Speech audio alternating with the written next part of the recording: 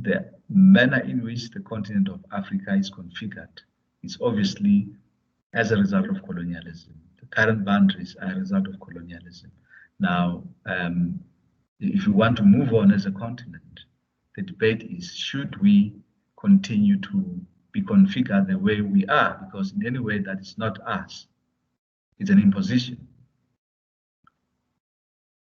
But those are arguments that perhaps we'll deal with them elsewhere as time goes, as you study further.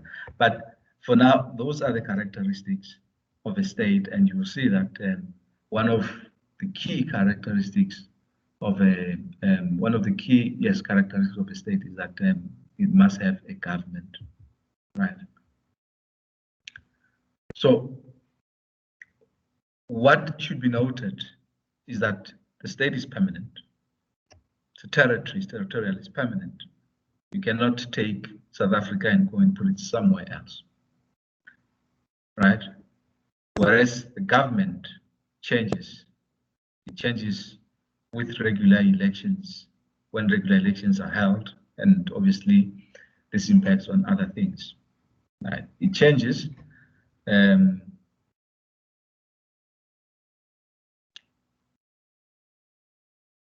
Unless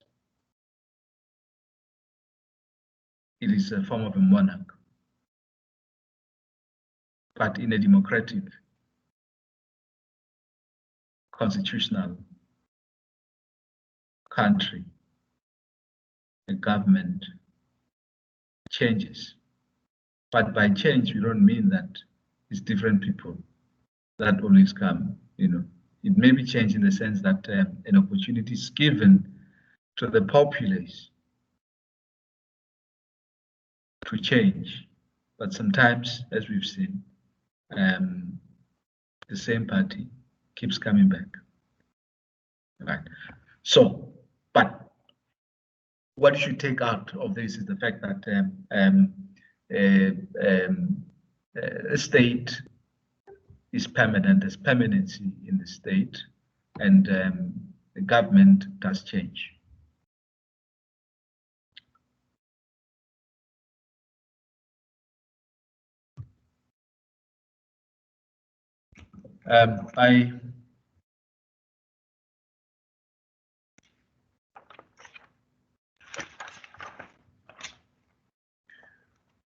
Let's come to the. I'm gonna go faster now, and I'm gonna come back to other concepts too. So this is basically about the fact that in addition to the 3 branches that we've spoken about, these ones, right? In addition to this, there are also what you call independent institutions that are established to ensure that the state operates in terms of the rule of law. And the issue that, once again, I emphasize that the Constitution must be your hand. If you're studying constitutional law, it follows that you must know the Constitution very well, right? So these institutions are your so-called Chapter 9 institutions, the Public Protector, the Auditor General, and the Independent Electoral Commission. You also have the National Prosecuting Authority that ensures effective functioning of the criminal justice system.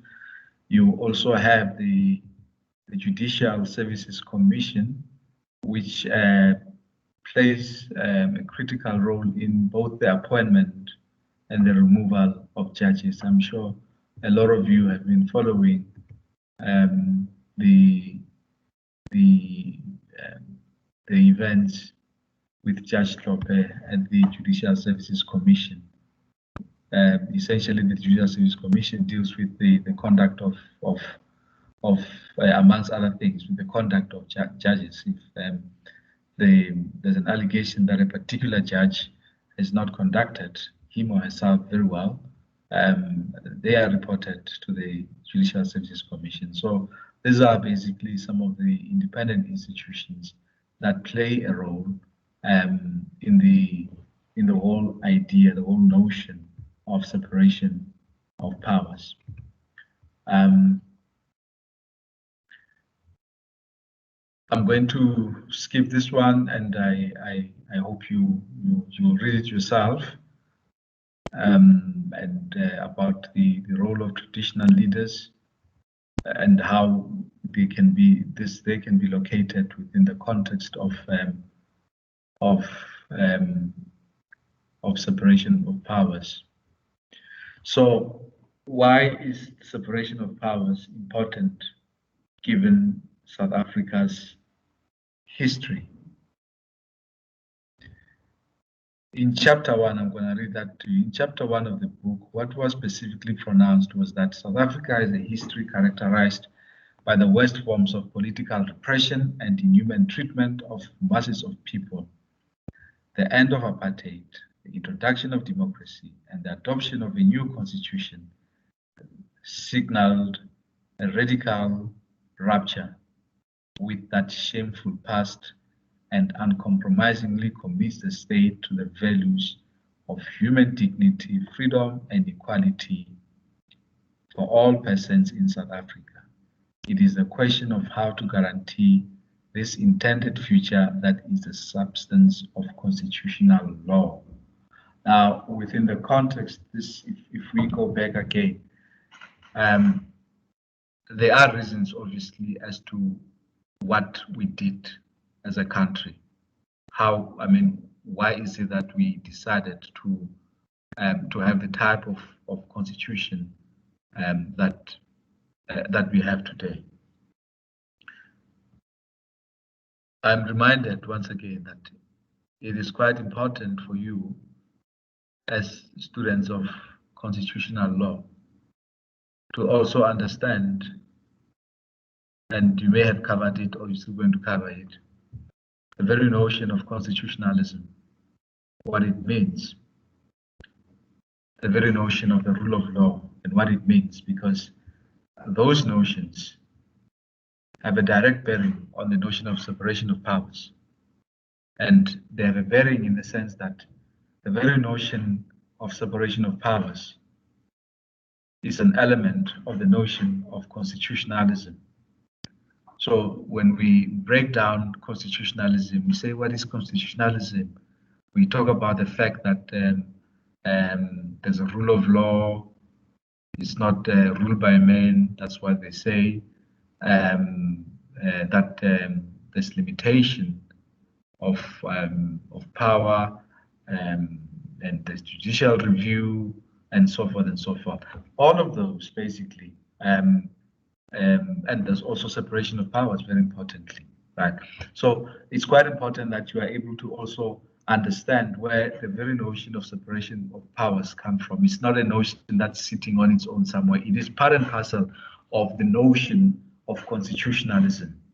Now, this slide, basically, what it talks about is it beckons us to understand the fact that due to the oppressive character of apartheid, the history of oppression, of dispossession and subjugation, it was then decided that one of the ways of ensuring that this does not happen again, right, is to, for instance, ensure that our constitution makes provision for separation of powers. You would recall that during apartheid,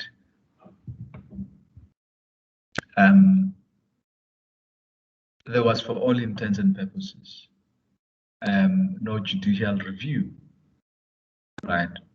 And I'm sure you've covered that at some point, or you will still cover it. But essentially,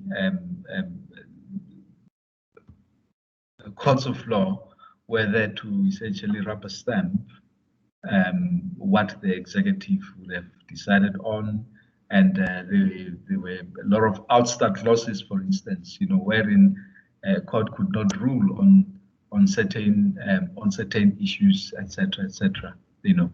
So the point here in the new constitutional era, the new dispensation, is that we need to make sure that the judiciary does what it does without anyone or any impediment. It is free, it is independent.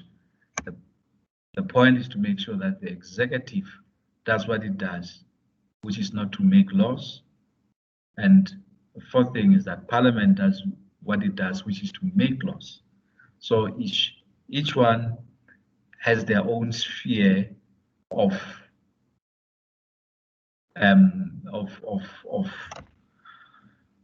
exercising power, and such should not encroach on other branches. The judiciary cannot make policy. For instance, policies made by the executive cannot make laws, and Parliament cannot prosecute and so forth.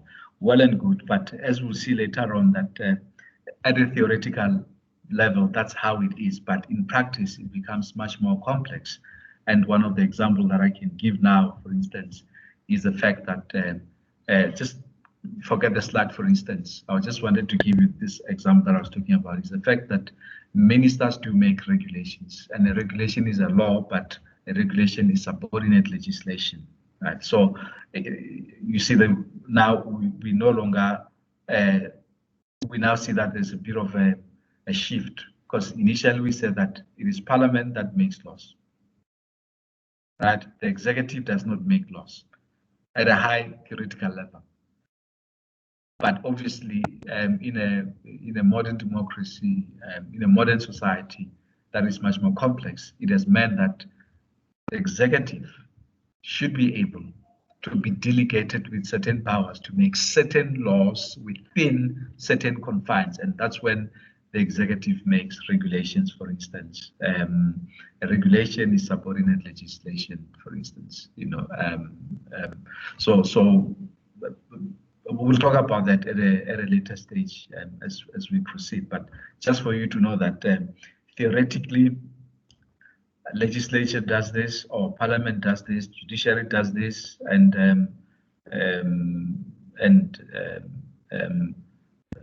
the executive does this. But in practice, it becomes much more complex. So there's no pure separation of powers. It does not exist. One of the complaints, for instance, that a number of people have had is that they said that the judiciary has been encroaching into the policy space. For instance, some of you may have had the former President Zuma say that there is now juristocracy, in the sense that the judiciary seem to have taken or arrogated unto itself the powers to not only interpret laws, not only to make laws, but to also make policy. So those are other complex discussions, but just in parentheses, just to give an example, my argument has always been that, funny enough, such an accusation does not also, or fails to recognize the fact that half the time judiciary does not come to people and say, give us your cases. It is people who go to court and say, court, please adjudicate our cases. So the idea of, for instance, that of juristocracy, also it's a bit of a, it's a sort of a weak argument. There is a point, but it's sort of a weak argument. But anyway, coming back to the slides, the changes brought about by the new constitution. So what should be beyond doubt at this stage is that the 1993 and 1996 constitutions introduced fundamental changes to the composition and functioning of the legislative, the executive, and judicial branches within the national sphere, right? So understand that.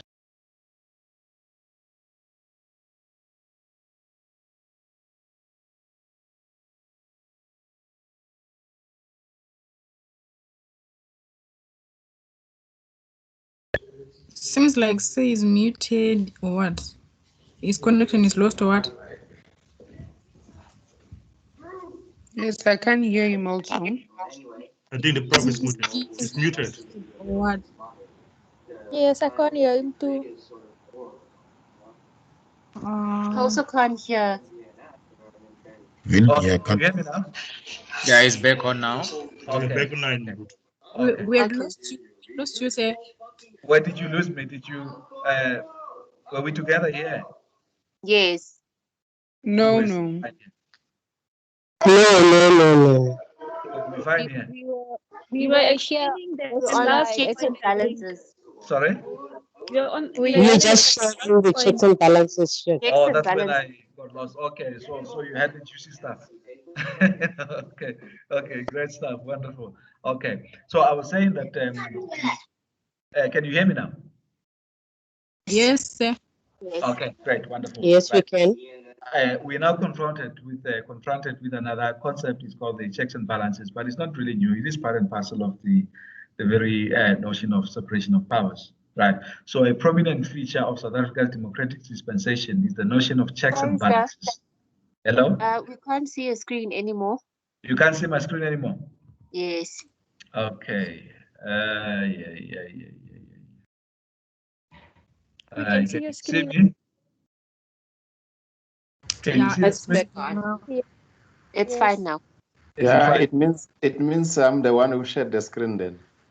Yes, I think Kosnat, you, because I was like, okay, you know what, thank you so much, Kosnat. Thanks very much for helping us, because it is you. Yes. So Kosnat, you are not allowed to leave. Till we almost done with the slides. I think here is just to introduce you to the notion of checks and balances, and the fact that prominent feature of South Africa's democratic dispensation is the notion of checks and balances, right? It is precisely because. Hello. Can you hear me? Yes. Yes, Oh, we can. all right, good. Can you still see the screen? Yes, we can. Okay, good. So anyway, here it is precisely. Screen is gone. Hello.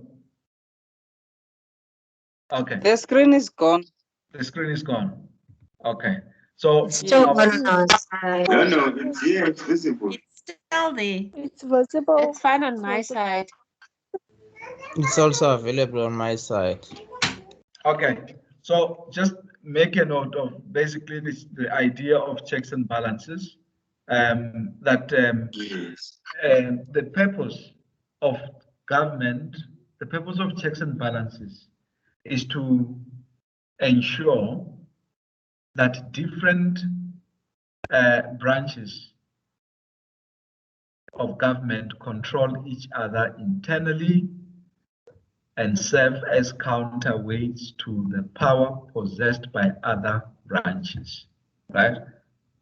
So simply put, the aim of separation of functions and personnel is to limit the power, the purpose, to limit the power, and the purpose of checks and balances is to make the branches of government accountable to each other, right? Can you still see the screen? Yes, we can. Yes, okay, right. Yes. So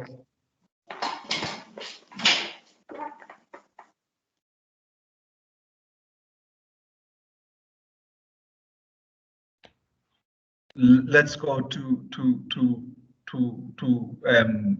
a case that dealt with the checks and balances, that is Doctors for Life, which decided that courts are required by the Constitution to ensure that all branches act within the law and fulfill their constitutional obligations.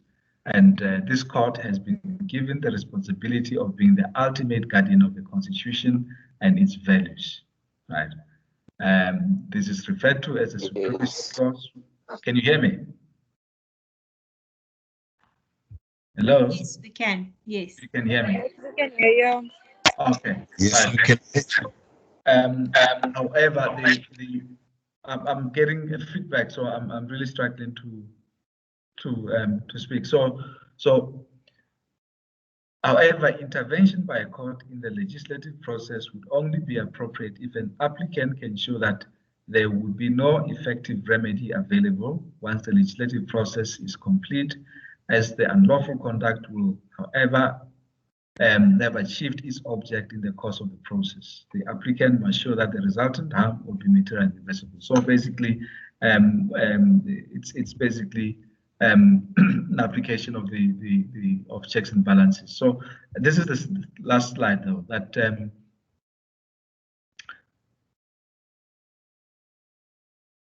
South Africa's model of constitutional democracy, and I think this is a slide that you need to understand, that South Africa's model of constitutional democracy involves dialogue between three branches where they mutually define their roles and relationships, given that we do not have a strict separation of powers. Our separation of powers is not only post-liberal, but is ideally suited to promoting transformation because dialogue ensures accountability, responsiveness, and openness on the part of the three branches. Right. So an example of the fact that you cannot have a strict separation of powers, for instance, is here. That an example of intrusion by the judiciary into the domain of the executive is the treatment action case, but usurpation of the executive function was justified because courts have an obligation to ensure that the exercise of power occurs within constitutional bounds, and courts only went as far as necessary to enforce the Constitution. There is also the notion of minimum content that you will get to know, understand a bit later, as to if I go to court, for instance, and I say that I have a right to access to food, right? What should be the responsibility of, let's say, the Constitutional Court, for instance, right? Should the, when government says, okay, but no, we don't disagree that there's a right to access to food or to access to housing. It's just that we do not have money, to provide it now, for instance, right? So the question is, what should the court do? Should the court say that go find the money and ensure that everyone has eaten before they sleep? So it's a very interesting. It's just that we do not have time. I wanted to really discuss with you a very interesting case in that was decided by the Supreme Court of India, wherein the court the court came down on the government of India. And one of the things that it then mentioned was that the economic policy of the government of the day then was essentially unconstitutional. It went further to say that even the developmental trajectory that the government has adopted does not accord with the constitutional principles. It went further to condemn neoliberalism. That's what the court did, right?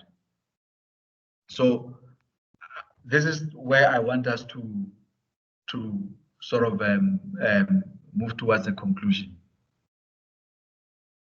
That if I want you to start thinking about that. If the Constitutional Court, if I were to take if I were to take government to court today and say that the economic policy of government is unconstitutional, and say it is unconstitutional because it leads to sharing of jobs. It does not allow for people, all the people, to go to bed full. And I say that I want the Constitutional Court to declare the economic policy of this country, for instance, to be unconstitutional. a lot of people obviously will then say that, no, in terms of separation of powers, if courts were to do that, they will be descending into the realm of policy. And that is not what courts are there for. But there are instances where people have taken policies to court, say that these policies are not constitutional. So it becomes much more complex, but what you need to take out is the fact that separation powers at a theoretical level presupposes that each branch has its own powers that are granted by the Constitution. That's essentially what you need to understand. You need to understand that you have the executive. You need to understand that you have the judiciary. You need to understand that you have parliament, etc., etc. You need to understand those things, and really, what you need to do is to be able to go back and read.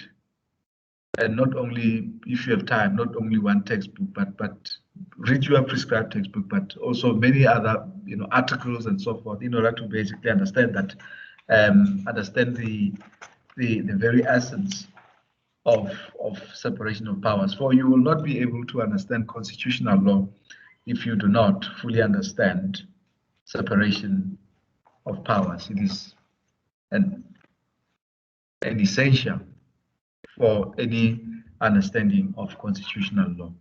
I know that we are left with 2 minutes, and we had to rush through this. But the critical thing for me is this, right? Understand what each does, right? Understand that, and the way that it's put here. The depiction shows you that there are linkages, that there is no strict separation of powers. Right? Sometimes it is said that the legislature only makes laws. But if you look at a lot of judgments, you'll see that the implication of a lot of judgments are that essentially the judiciary is not only interpreting, but is also making law. Right? The executive does make law in certain instances, although subordinate. So there are interlinkages, there are dependencies, and so forth. So fundamentally, understand, number one, at a theoretical level, what separation of powers is, but secondly, at a practical level, understand that it is not possible, it is not practical to have what you call a pure separation of powers. It is impossible. And on that note, at 18:59, I'm going to give you a couple of minutes for any questions that you would want to ask. And can I ask that any administrative questions I'm not going to be able to fully answer all administrative questions now. I would prefer that we just deal with the content of the lecture. But you can try. Where I can, I'll really ask you to email and ask those. And with those few words. Oh yeah, before I conclude, remember that the purpose of today was just to introduce you. The responsibility is for you to actually go and read, and where you do not understand, ask. So that's what a lecture does. That's what happens at institutions of higher learning. It was not to go into detail about every little thing. So it was just about concepts, understanding that there are these concepts and this is what they mean. understanding that there's a checks of, what are checks of balance? I mean, checks and balances. How does it? Why am I talking about it and talking about separation of powers? What are branches of government? What's the difference between a state and government and so forth? Is to expose you to basically these concepts, and it is your responsibility now to go and read until you understand. If you do not understand, then find ways of understanding. One of the ways of understanding is to ask. One of the ways of understanding is to read even more. Okay, so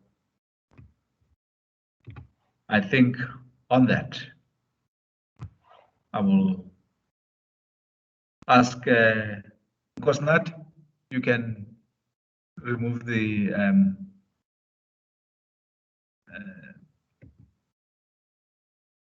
if Kosnat can just remove. Oh yes.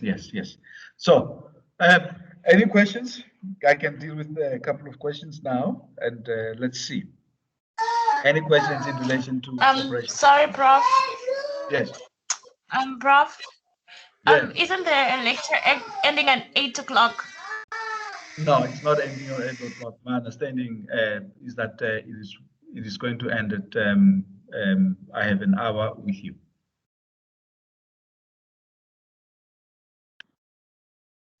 Prof, is there any way that we can have 2 classes a week for sort of getting all the work in by any chance, please?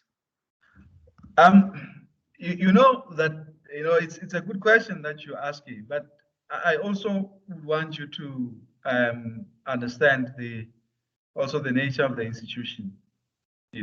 I think in all these endeavors that we are doing is that you also need to understand the nature of the institution, that it may not be practically possible to do that.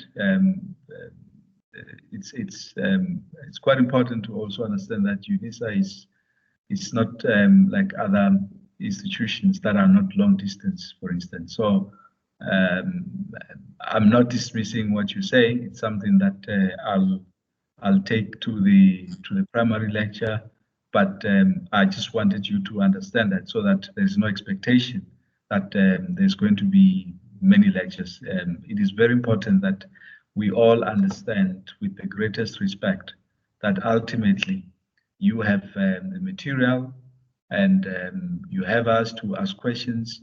You've got to knuckle down and read. That's basically it. Yeah.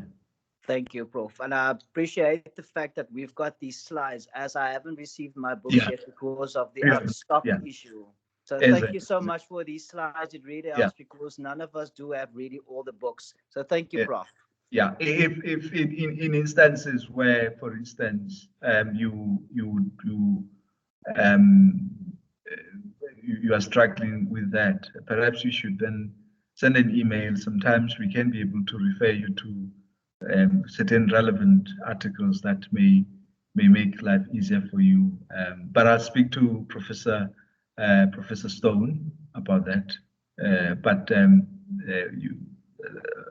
we're really here to assist you. That's the whole point.